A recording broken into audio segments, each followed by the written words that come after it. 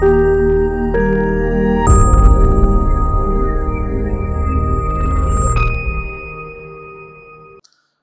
నమస్కారం. నేను doctor Sharathchandra Reddy, consultant radiation oncologist, air hospitals, Kaizen oncology, Hyderabad.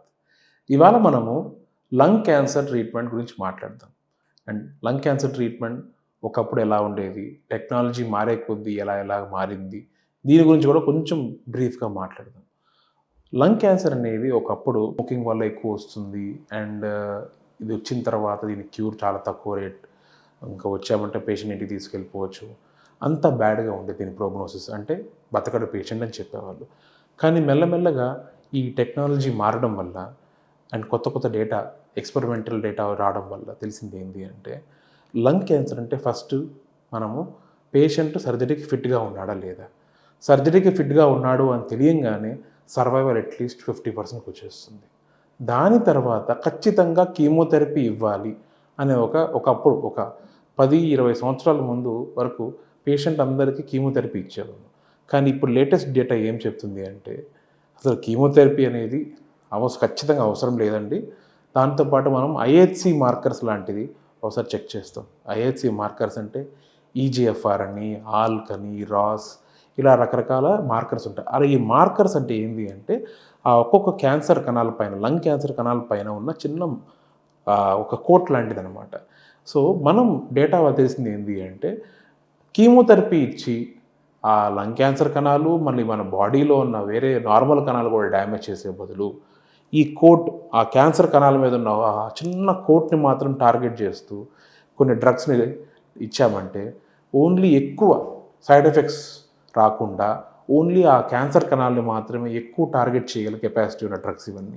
For example ఈజిఎఫ్ఆర్కి అఫాటిన్ ఇవ్వని, రాస్కేమో క్రిజోటిన్ ఇవ్వని, ఆల్కేమో అలెక్టిన్ ఇవ్వని, రకరకాల డ్రగ్స్ వచ్చాయి. సో దీనివల్ల ఏంటంటే సైడ్ ఎఫెక్ట్స్ చాలా తగ్గిపోయినాయి అనమాట. ఒకవేళ స్టేజ్ 3 పేషెంట్స్ ఉన్నా కానీ ఏమైందంటే ఇమ్యునోథెరపీ అనే ఒక బ్యూటిఫుల్ డ్రగ్ వచ్చింది. సో పేషెంట్ కొంచెం PDL1 అని టెస్టులు చేస్తాం.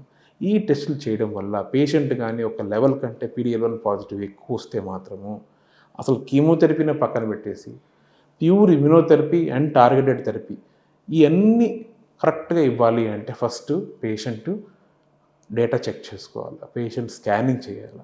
ఆ తర్వాత ఈ ఐహెచ్సి మార్కర్స్ కానీ, NGS సీక్వెన్సింగ్ కానీ ఇవన్నీ చేసిన తర్వాత ఫుల్ డేటాతో మనము ట్రీట్మెంట్ ఇవ్వచ్చు.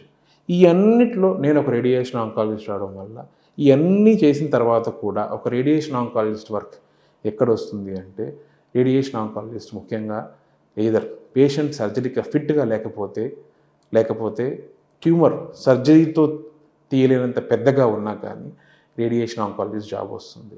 సో మేమేం చేస్తామంటే, ఒకప్పుడు ఒక స్టేజ్ 3 పేషెంట్ అని అనుకోండి, ఆ పేషెంట్స్లో మనం ఏం చేసేవాళ్ళం అంటే 66 గ్రేని ఒక 30 నుంచి 33 సిట్టింగ్స్లో 6.5 వారం టైంలో రేడియేషన్ ఇచ్చేవాళ్ళం. దీంతోపాటు అవసరమైతే కీమోథెరపీ కూడా ఇచ్చేవాళ్ళం. కానీ చెప్పినట్టు లంగ్ క్యాన్సర్లో టెక్నాలజీ విపరీతంగా మారడం వల్ల కొంతమంది పేషెంట్స్ ట్యూమర్ చాలా చిన్నగా ఉన్నా కానీ వాళ్ళు సర్జరీకి ఫిట్ అవ్వరు. అలాంటి పేషెంట్స్లో మనం ఏం చేస్తామంటే SBRT అనే ఒక టెక్నిక్ వల్ల, స్టీరియోటాక్టిక్ బాడీ రేడియోథెరపీ, ఈ టెక్నిక్ ఉపయోగించి సర్జరీతో ఎంత క్యూర్ వస్తుందో అదే క్యూర్ రేటు మనం ఈ టెక్నిక్తో అచీవ్ చేయొచ్చు. సో అండ్ ఇది కూడా ఈ SBRTతో ప్లస్ పాయింట్స్ ఏంటి అంటే, అడ్మిషన్ అవసరం లేదు అండ్ ట్రీట్మెంట్ కూడా 5 సిట్టింగ్స్లో అయిపోతుంది. And that to maximum treatment, హాస్పిటల్లో ట్రీట్మెంట్ అరగంట కంటే ఎక్కువ ఉండదు. పేషెంట్ వస్తారు, ట్రీట్మెంట్ తీసుకుంటారు, ఇంటికి వెళ్ళిపోతారు. సో నేను చెప్పాల్సింది ఏంటంటే, ఒకప్పుడున్న లంగ్ క్యాన్సర్ దాని ప్రోగ్నోసిస్ అంటే ఎంతకాలం బతుకుతారనేది ఒకప్పుడు చాలా బ్యాడ్ ఉండేది. కానీ ఇప్పుడు ఇంత టెక్నాలజీ అడ్వాన్స్ అవడము, అంటే ఈ ఐహెచ్సి మార్కర్స్ కానీ, లేకపోతే PDL1 ఇమ్యునోథెరపీ స్టేటస్ కానీ, లేకపోతే రేడియేషన్ ఆంకాలజీలో ఉన్న technological advances, stereotactic body radiotherapy కానీ, ఇవన్నిటి వల్ల సైడ్ ఎఫెక్ట్స్ బాగా తగ్గించగలిగాము అండ్ క్యూర్ రేట్ చాలా పెంచగలిగాము. ఓకే, నమస్కారం.